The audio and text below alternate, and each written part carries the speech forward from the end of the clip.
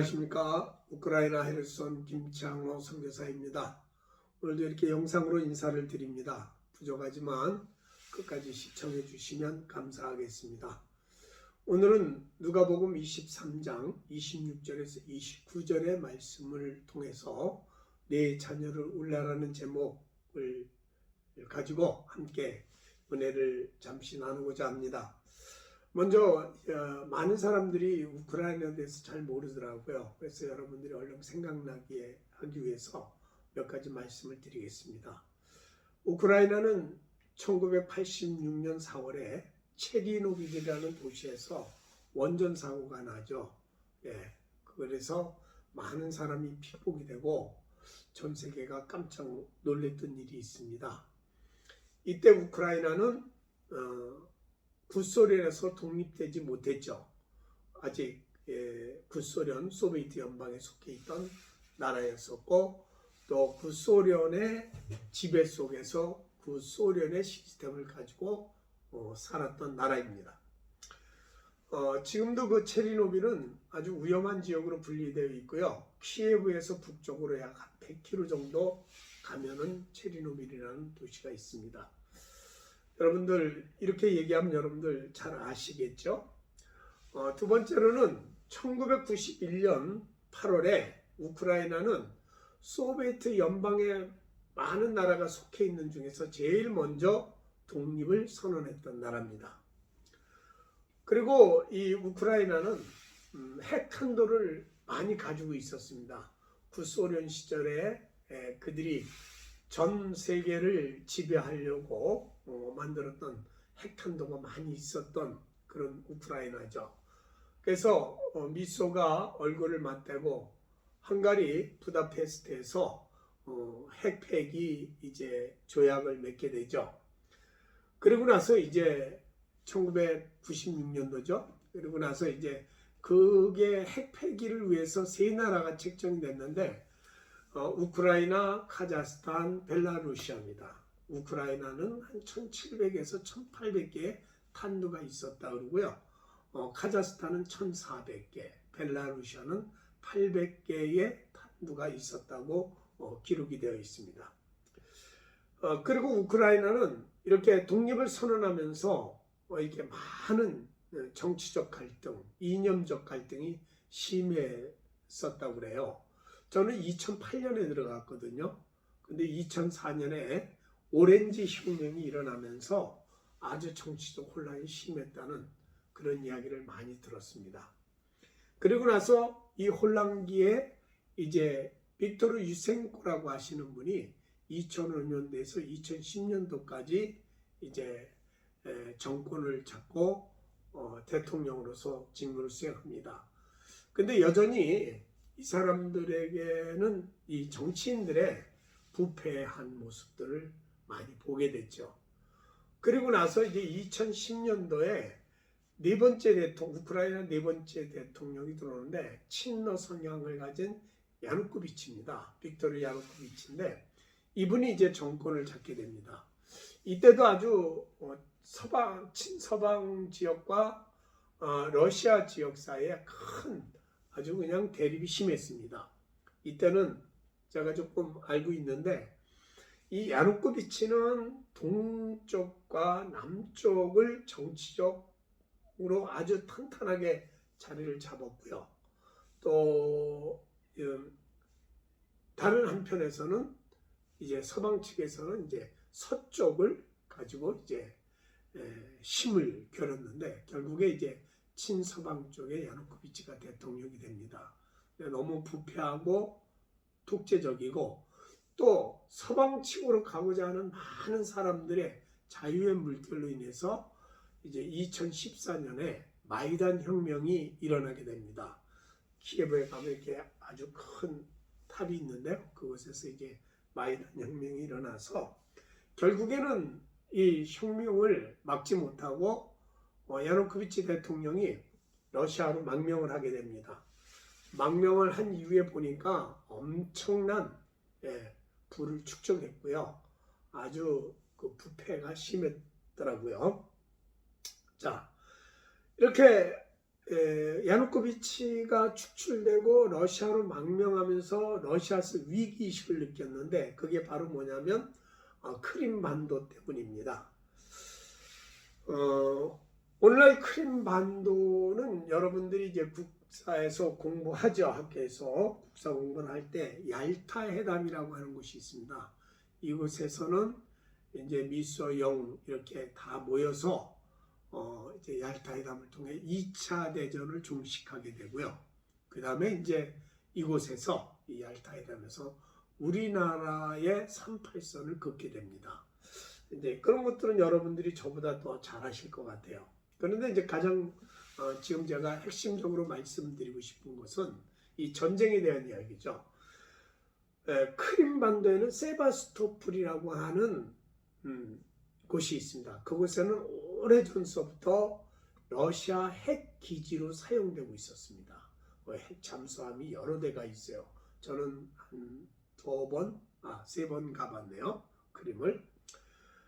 그리고 나서 야누코비치가 망명한 이후에 이제 포로셈코라고 하는 이 대통령이 들어오게 됐는데 이 친서방파가 들어오면서 이제 크림을 이제 빼앗기게 되죠. 그 원인은 뭐냐면 오래전서부터 러시아는 이 크림을 자기 나라처럼 생각을 했습니다.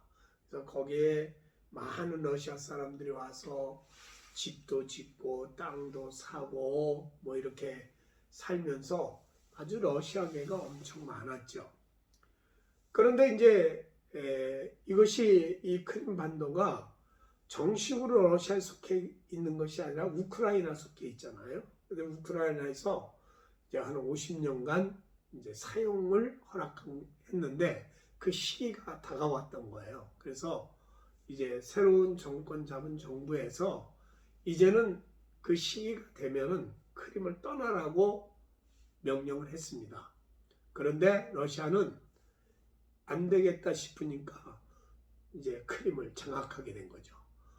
국민의 96%가 크림반도 96%의 국민들을 투표로 찬성을 했다고 그러는데 96%인지 몇 프로인지는 잘 모르겠어요.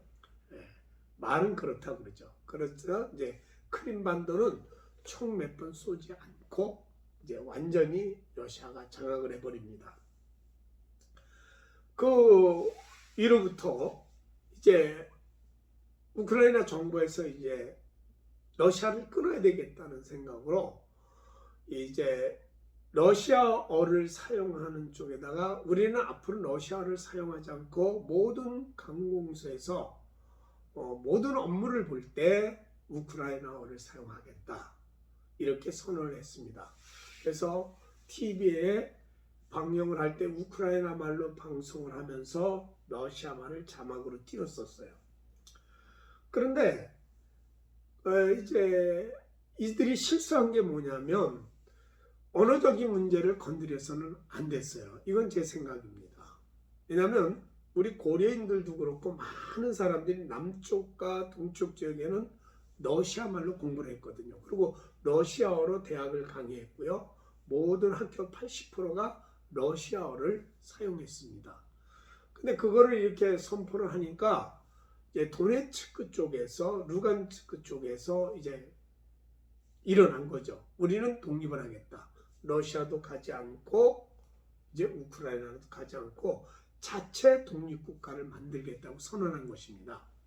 이것을 이제 우크라이나 정부에서는 반군으로 보고 정부군을 보내서 제재를 했는데 이미 이 반군들은 러시아에서 많은 무기를 조달받아서 러시아의 힘을 빌려서 이제 이 조직적으로 그 도네츠크나 루간스크를 지키려고 했고 또 그렇게 독립을 원했습니다. 그러나 우크라이나에서는 그것을 허용할 수가 없었고요. 자, 이 일로 시작해서 전쟁은 계속됐는데 현재 진행 중입니다. 이제 조금씩 나중에는 이제 러시아가 이제 아주 키예브로 들어오려고 하는 그런 침공까지 해서 지금까지 전쟁이 지속되고 있죠.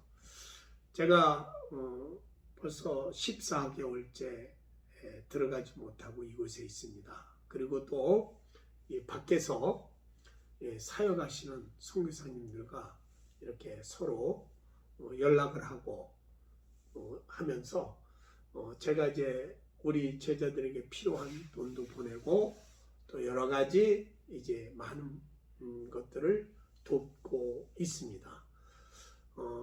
왜냐하면 주변에 이제 루마니아나 또 이렇게 헝가리, 또 폴란드 쪽에서 이렇게 난민 사역하시는 목사님들도 많이 계세요. 그분들은 이제 NGO 사역을 하면서 하시고요. 실제로 유럽 쪽에서는 난민 사역이 아주 완벽하게 잘 되어 있습니다. 그래서 이제 선교사님들은 각 교회 지역마다 또 오는 난민들에게 복음을 전하고 있고 또 여러 가지 많은 후원자들에게 지원을 받아서 여러 가지 많은 좋은 일들을 많이 하고 있습니다. 저도 이제 그 중에 두 분의 선교사를 통해서 서로 연락해 가지고 약도 보내고 또 돈도 보내고 또 이렇게 한국에서 모금을 해줘 가지고 이렇게 그 발전기도 보내고 또 후원받은 침대도 이렇게 대량으로 보내고 있습니다. 이제 하나 두 개가 아니라 50개씩 헤르손으로 니카폴로 이렇게 많이 이렇게 협력해서 선을 이루고 있죠. 제가 지금 하고 싶은 얘기는 이 전쟁을 통해서 우리가 영적인 눈으로 이 세상을 봐야 된다고 생각을 해서 이렇게 말씀을 드리는 겁니다.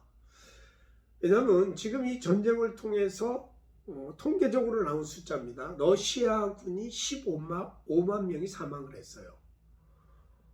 그러면 러시아군이 15만 명을 사망했으면 부상자도 있을 것이고 중상자도 있잖아요.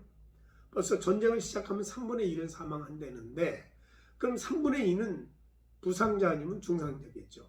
그럼 한 30만 명, 그건 한 40만 명이 넘네요. 그렇다면 러시아 군인만 그렇게 죽었겠는가? 오늘 뉴스를 보니까 우크라이나 민간인만 8만 5천 명이 사망을 했다고 그래요. 그러면 우크라이나 군인들은 얼마나 죽었을까요? 그리고 또 그건 여러분들의 상상에 맡기지만 우크라이나에서 가장 피해를 보는 약자들이 있죠. 그분들은 바로 노인과 여인과 아이들입니다.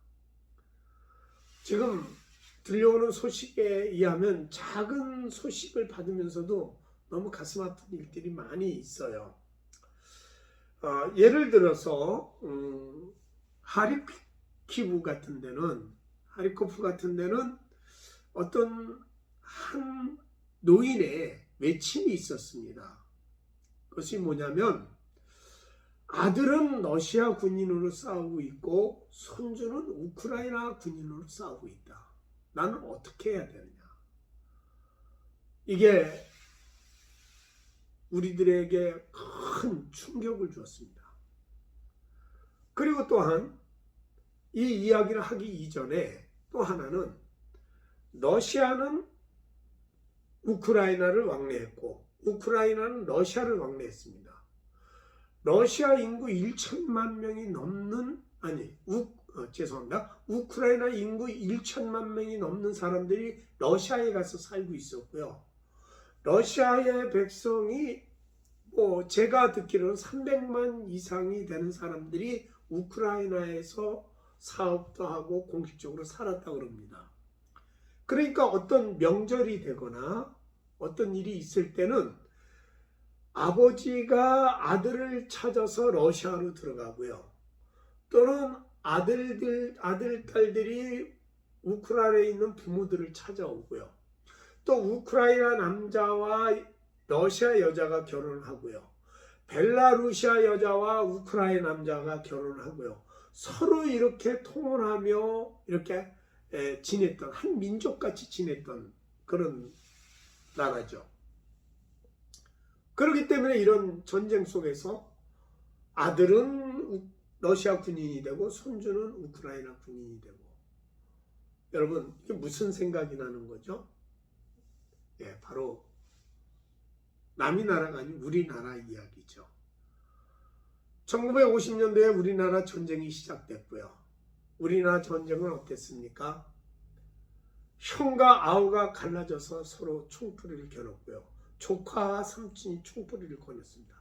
남과 북이 갈라졌습니다. 이념과 이런 모든 사상들이 참으로 인간의 정신세계를 집어넣어가지고 엄청난 아픔을 겪고 있죠. 지금도 우리나라에는 북에서 이렇게 피난 나오신 실향민이 1천만이었다고 그러지 않습니까? 많은 분들이 돌아가셨고 또 저희 아버님도 돌아가셨고 저희 어머님도 돌아가셨습니다. 여러분, 저희 아버님은 평안부터 박천이 고향입니다. 어머니는 선천입니다. 자, 우리 이 얘기를 또 하기 전에 제가 또 보충 설명을 하면 전쟁은 여호와께 속한 것이라 그랬습니다. 우리는 이 세상의 사람들이 어떤 얘기를 하든 우리는 이 전쟁을 통해서 하나님이 현재 우리 믿는 사람들에게 무슨 말씀을, 무슨 메시지를 던지고 계시는가 우리는 영적으로 생각해야 합니다. 여러분, 우리가 성경을 통해서 하나님은 계속해서 인류 구속사를 이끌고 가시는데 이 전쟁을 통해서 하나님은 버릴 자 버리시고 택한 자들 이끄셔서 지속적으로 하나님은 하나님의 일을 하셨습니다. 역사를 주장해 나갔습니다. 누구도 이거는 부인을 못합니다. 우리 믿는 사람이라면 이 전쟁과 이 암울한 역사 속에서 하나님 계속 일해왔다는 것이죠. 특별히 여러분 성경에는 바벨론 제국의 이름이 많이 나오지 않습니까? 그 바벨론 제국은 하나님의 심판의 도구입니다. 또한 요한계시록을 보면은 바벨론 제국은 종말 사건에 나타날 한 나라로 비유되고 있습니다. 여러분, 바벨론 제국은 짧은 역사를 가지고 있습니다. 70년 역사를 가지고 있죠. 이 바벨론 제국이 이스라엘 백성들을 어떻게 했습니까? 여인들의 배를 갈랐고요. 아이들을 땅에 내쳤다고 성경은 기록하고 있습니다. 이때 하나님께서는 또 하나의 나라를 예정하십니다. 그것이 바로 뭐냐면 고레스 왕을 말씀하셨습니다. 이사야 45장의 고레스 왕은요, 이미 태어나지도 않았고요, 뱃속에 있지도 않았습니다. 하나님은 이 고레스에게 기름을 부었다고 그랬습니다. 그리고 열국의 재물을 다 주었다고 그랬습니다. 그리고 새 빗장을 꺾을 것이라고 말씀했습니다. 그런데 이 고레스가 170년이라는 세월이 지나서 건 200년 가까이 이 고레스가 나타나서 이 바벨론을 무너뜨리는 거죠. 바벨론 70년 역사 속에서 하나님은 또 다른 나라를 준비하셔서 하나님의 구속사를 이끌고 나가시는 거죠. 그러면 페르시아 제국은 영원하지 않는 것이죠. 바로 그 작은 그리스를 통해서 알렉산더 대제를 통해서 온 세상을 빠르게 정복하게 하시고 그 정복을 통해서 하나님은 구속사를 이루기 위한 성경을 다시 필사하는 그런 놀라운 일들이 벌어지고요. 이 그리스어를 통해서 역사가 흘러갔지만 역시 로마 제국이 들어오면서 이 역사는 다시 새롭게 이어져 가게 됩니다. 로마 역사는 찬란했지만 그 문명, 그리스 문명이 대다수였습니다. 언어도 그렇고요. 글도 그렇고요. 철학이나 이 모든 것들이요. 자, 제가 왜 이 말씀을 드리냐면요. 물론 많은 사람들이 알고 있고 또 들었고 또 그것을 믿고 우리는 예수 그리스도를 따라왔습니다. 로마 제국이 들어서면서 누가 오셨습니까? 예수 그리스도가 탄생하셨습니다. 자, 여러분, 예수 그리스도의 탄생과 예수 그리스도의 재림을 종말의 시대라고 말합니다. 예수 그리스도의 탄생으로 이 땅은 이미 마지막 때 심판의 하나님의 심판의 계시가 내려진 것입니다. 그래서 우리는 성경을 볼 때 이미 마지막 때는 시작되었고 아직 오지 않았다.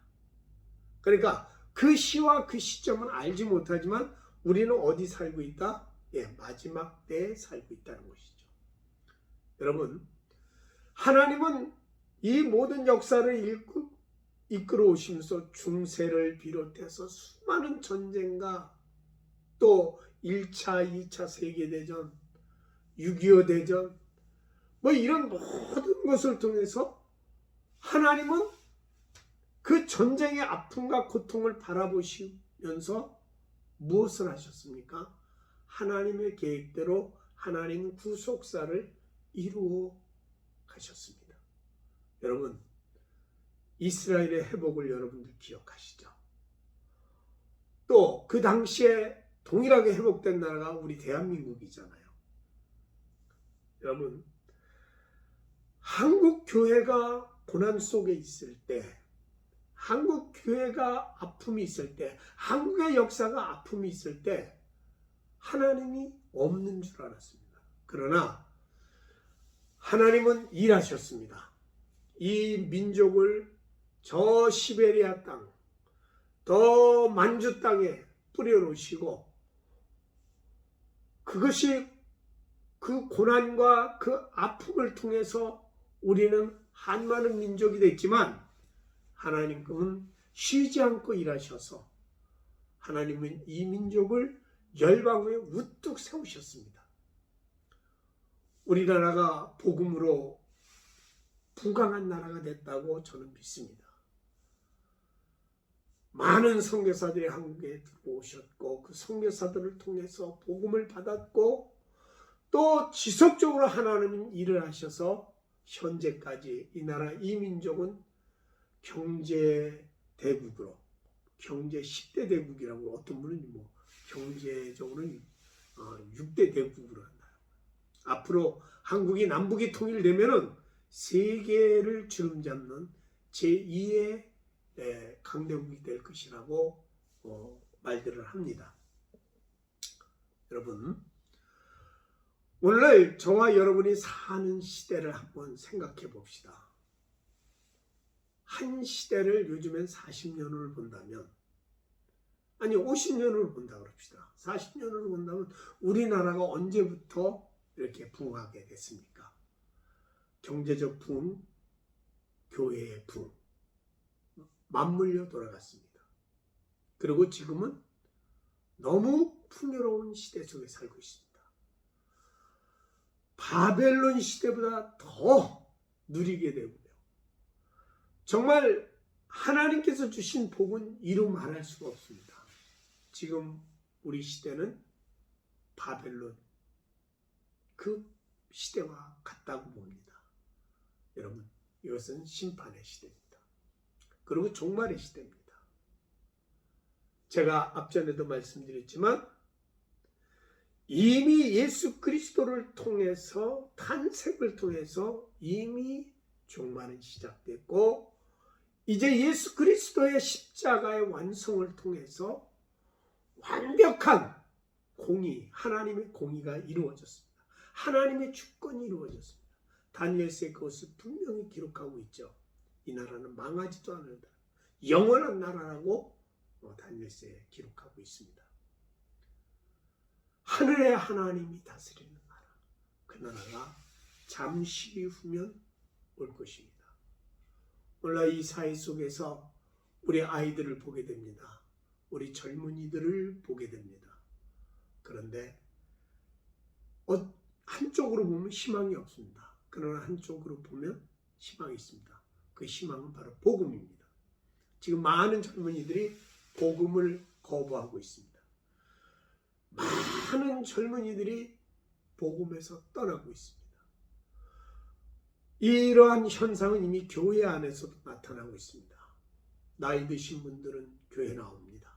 그러나 젊은이들은 다 복음을 부인하고 교회를 떠나고 있습니다. 교회마다 주일학교 때문에 초비상이 걸렸습니다. 중고등부 때문에 비상이 걸렸습니다. 청년들 때문에 비상이 걸렸습니다. 한국교회가 비전이 없다라고 말하시는 분들도 많이 계십니다. 그러나 지금 우리는 다시 시작해야 합니다. 그것을 오늘 본문에서 말씀하고 있습니다.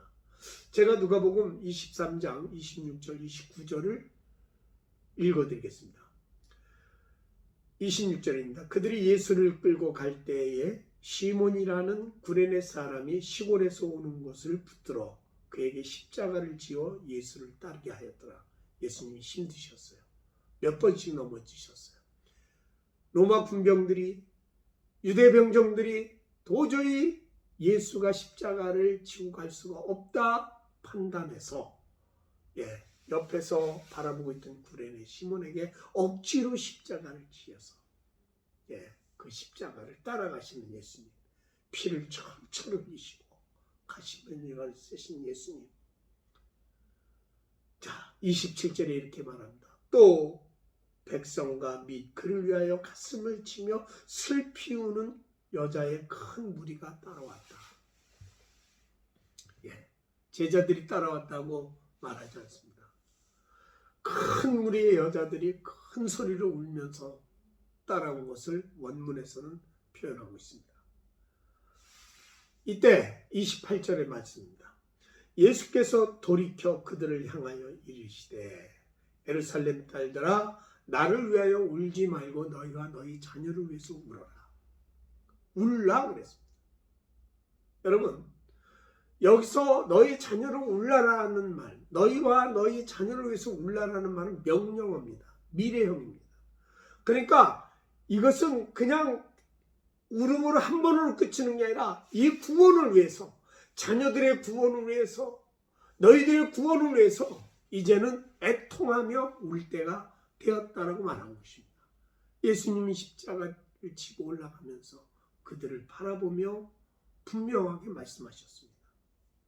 그러면서 29절에 이렇게 말합니다. 보라 날이 이르면 사람이 말하기를 잉태하지 못하는 이와 해산하지 못한 배와 먹이지 못한 젖이 복이 있다.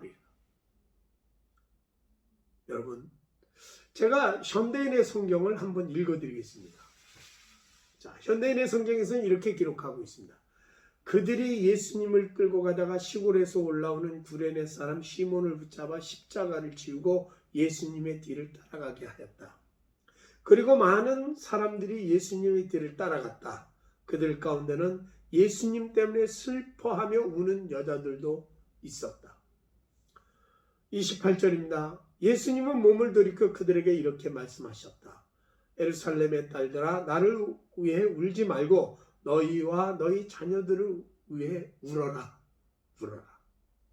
그리고 29절은 이렇게 기록하고 있습니다. 앞으로 사람들이 임신하지 못하고 아기를 낳아보지 못하고 젖을 먹여보지 못한 여자들이 행복하다고 말할 때가 올 것이다. 다시 한번 읽어드릴까요?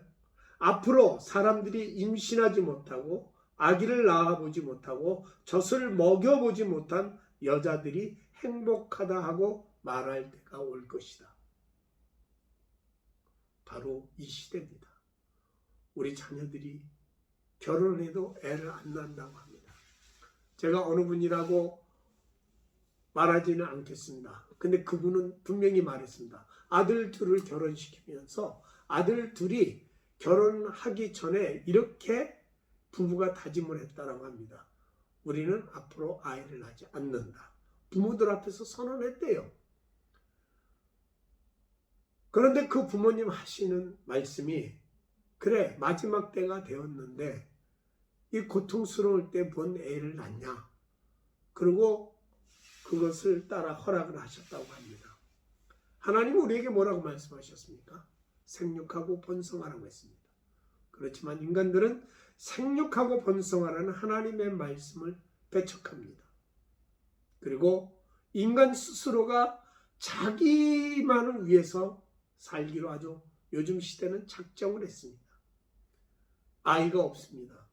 우리나라의 출산율이 0.7%라고 합니다. 여러분, 이거는 나라가 망해가는 것입니다. 저와 여러분이 이제는 믿음의 사람으로서 영적인 눈을 가지고 기도해야 합니다.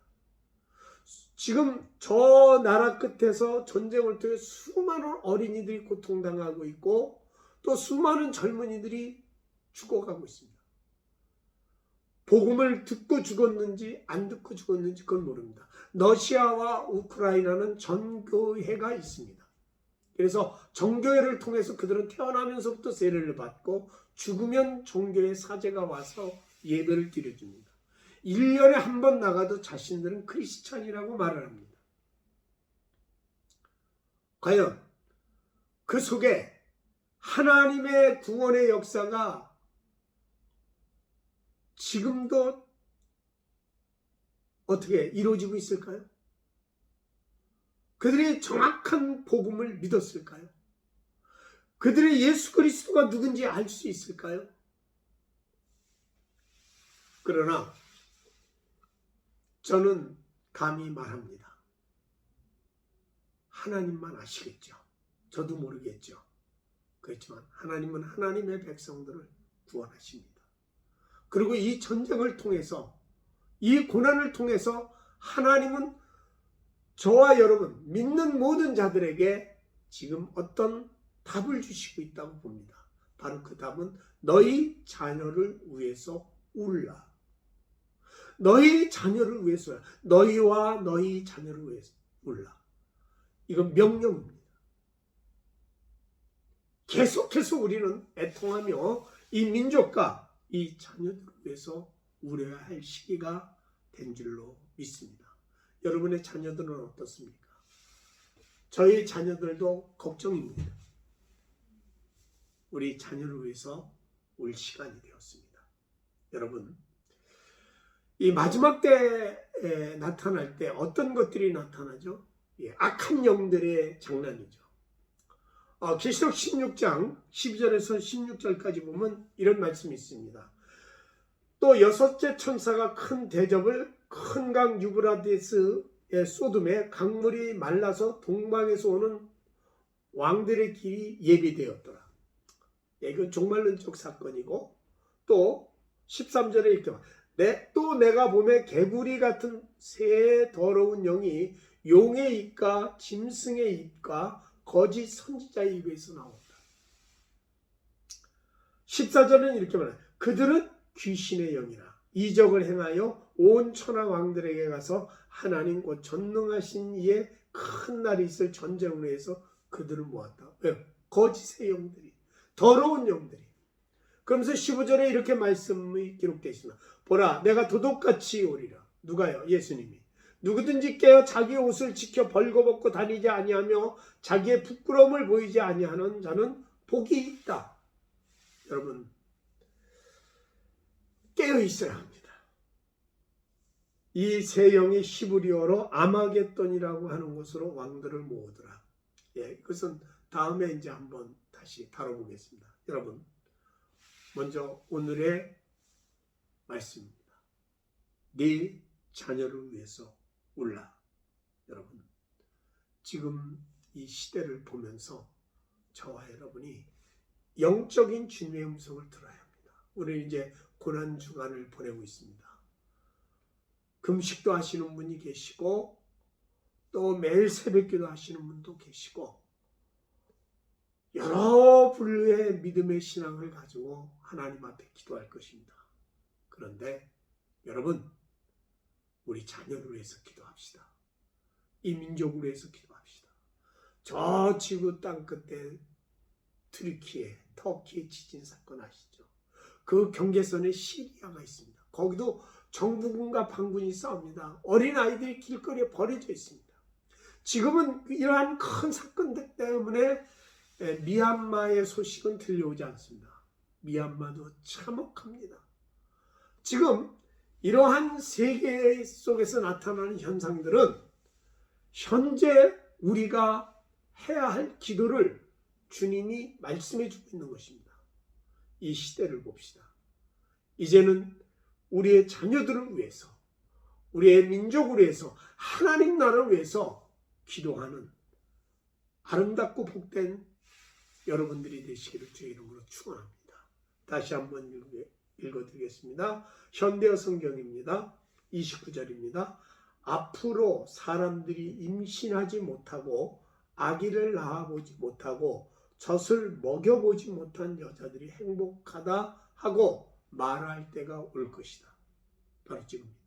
주님은 십자가를 지고 가시면서 마지막 때 어떻게 기도해야 될지, 누구를 위해서 기도해야 될지, 왜 기도를 해야 할지 분명히 말씀하셨습니다. 구원을 위해서 기도해야 합니다. 주 예수를 믿어라. 그래야만 너와 내 집이 구원을 얻을 것이다. 여러분, 하나님은 오늘도 저와 여러분을 사랑하십니다. 오늘도 거룩한 주일 예배 잘 드시고 또 이렇게 저녁을 이렇게 쉬고 계실 줄 압니다. 저는 이 시간에 영상을 올려드립니다. 감사합니다. 우리 함께 기도합시다. 우크라이나를 위해서 기도해 주시면 감사하겠습니다. 기도합니다. 하나님 아버지 감사합니다. 오늘도 영상으로 잠시 은혜를 나눴습니다. 주님, 부족한 종의 입술을 붙들어 주시고 또 항상 말씀 안에 살아갈 수 있도록 도와주옵소서. 이 영상을 통해서 함께 은혜에 참석하신 모든 분들에게 하늘의 위로하심과 기도의 응답과 하나님의 역사하심을 체험케 해 주옵소서. 하나님의 구속사 안에서 사는 복되고 복된 인생들 되게 해 주옵소서. 예수 그리스도의 이름으로 축복하며 기도합니다. 아멘.